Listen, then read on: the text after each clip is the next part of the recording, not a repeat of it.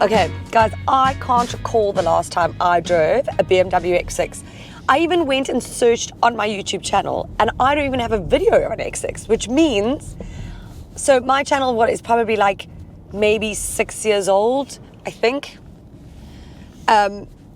So longer than that, it's like astounding to me. Actually, maybe even longer. Well, I certainly haven't driven an X6 for longer than that, but I recall when it launched, like back in the day, it was 2007. And then I sort of started my motoring journeys in Korea in like 2008. But I remember this was like quite a polarizing car because I think it was the first, or certainly one of the first sort of coupe SUVs. So it was like really polarizing. My ex-boyfriend loved it, and that should have told me something. Do you know what I mean? Polarizing. Anyway, but I remember driving it and being like absolutely wild, but still even then, I wasn't even experienced enough at all, in fact, in what I was doing for a career. But I remember thinking then, like, why wouldn't you just get an X5? Do you know what I mean? But anyway, so this is the third generation. Now, it did launch a while back, and in fact, this derivative even did, but we have only had like the 50Ds and the M60i, I think, and whatever else. But this specific model, which is the xDrive40i M Sport, we did not have yet. It has now arrived, and so that's why I'm driving it. Just come to realize that I didn't drive any of the other models, and I don't know why. But here we are. We're now driving this one. But it's so sort of new, like it's not even actually on Hippo just yet. It will be there in a second. I just obviously get the cars very quickly, and so people can't keep up with me. Sure. But I wanted to see what an X6 would cost you from an insurance point of view. So I popped all my details onto Hippo and the details of a X6. I went with the sort of 30D because it's sort of similar in a way. It's at mid-range, which this is as well. And up popped 1,498 rand with like an excess of 9.5, which I get that, guys, you're in like a 2 million rand car, okay? That's not so bad actually. But if you look, this is what I love about Hippo, is you really do get like the cheapest insurance quote. Like the next one up is like more than double. So you've got to put your details on there and see just put your car in, what you're currently driving, and then see and compare. See if you can get your insurance cheaper. So this car, the X6, right, is all about curb appeal. So I say, like, I don't understand, just get the X5. But the sort of customer who's driving this, like, wants to sort of stand out, is more about image, and to be honest, would not give a shit about my opinion. In fact, they're probably not even watching this video, and never would. Okay, they want an X6, and so they're going to get it. They love the look and what it represents. So I'm not going to, oh gosh, this is a little squish. I'm not going to go into like details about the updates and stuff. You've seen it, this, like I say, it was launched like 2023. Like, so you know what it looks like. You know the interior. I mean, it's beautiful. My base is like all these little crystally, mirror-y things in here, like on the knob. Except that every now and again the sun hits it and just hits you straight in that old eyeball. You know, it's like someone's watch. But I don't care about that. What I do want to talk about, though, is this engine, which is a 3-litre turbocharged inline 6.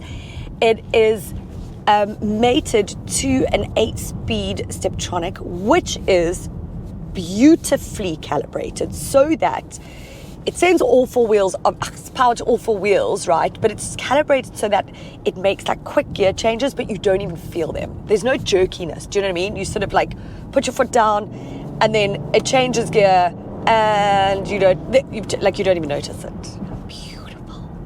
Anyways, this engine also has 48-volt mild hybrid technology going on, which I can tell you the fuel consumption is claimed at like 9.3 or 9.4 liters per 100 Ks. I can't recall the exact amount, but it is. And you can get that and even lower, which for a car that is like 2 tons, guys, that I think is really impressive. It's like really good fuel consumption. You get 280 kilowatts of power and 520 newton meters of torque. And now I know that these don't sound like huge numbers, and this isn't the full fat like M version, right? Like, but I think it's like all the power you need. I think it's like smooth in its power delivery. It's refined. I just don't think that those numbers are something to like snuff about. Like, I actually still think that this is a beautiful drive. You can get to 100 kilometers per hour in like 5.4 seconds. And I've seen reports of people doing it quicker than that. Why you need to do any of that, who knows? But it's good to know that you can. And again, for a car of this size, you've got to realize then how quick it is. Now, one has to expect when a car is this size, this weight, and with like a higher ground clearance, the body roll is very noticeable. There is like standard adaptive suspension with, they've done it like tweaks to, you know, the roll bars, the anti-roll bars and everything, and like the weight distribution has been sort of tweaked so that it's minimal. You can't get away from it though, right? So you need, so like, it's almost like when I got into it, as I go around a corner, I was like, whoa, and then you're used to it.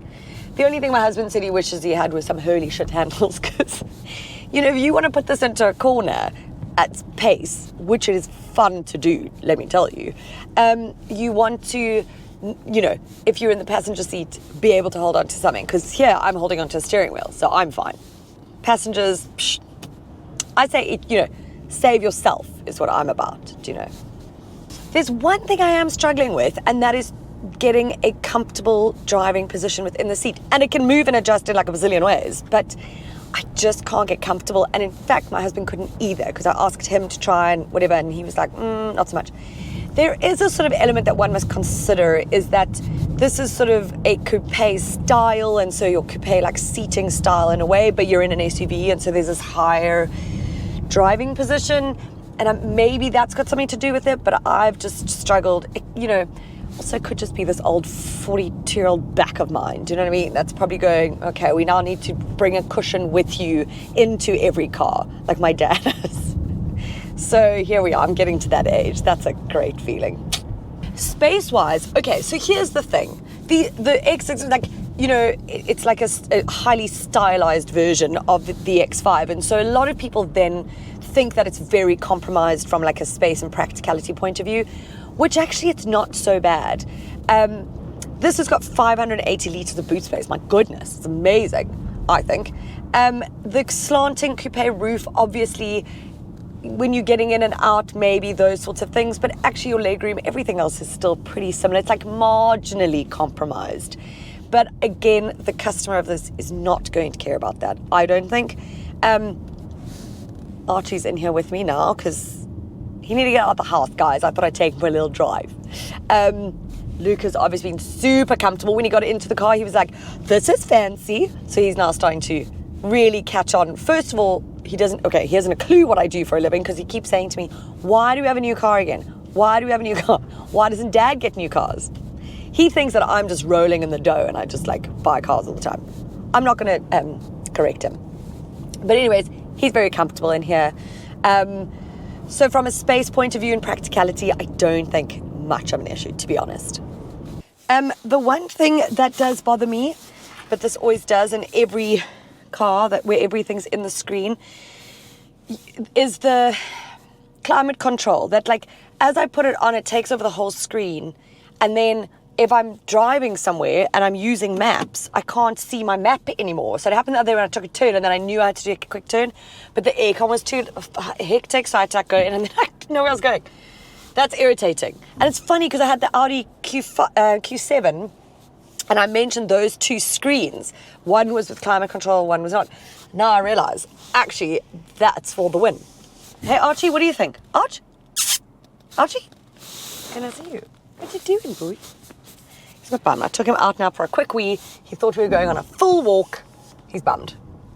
Can't wait. Oh, God, all right. Jeez, that was a bit bouncier than I was expecting. So, like, rivals, you could get, like, the Merc, like the AMG GLE 53. You could get a Porsche Cayenne S. You could get an Audi SQ8. Again, in the price range, this is like just under 2 million with no options, okay, and it's got quite a few, so I imagine it's pushing quite a bit higher than that. But it's an extravagant buy. That's what it is. You buy this, you know, I think, one, because you obviously have the money, but also you want the style, and like I say, that image, and each to their own, I say. I used to love the look of it. I don't think I do anymore. I don't like how coupe looks, but I'm also a huge X5 fan, so I'm always going to head that way. And if you notice any of my reviews on any coupe SUVs, I always want the standard one. I never want to go, I'm not into the style thing, as you can tell. I'm in athleisure wear. And look at my hair. You can see I'm just not a stylish person, basically. So an X6 would never suit me.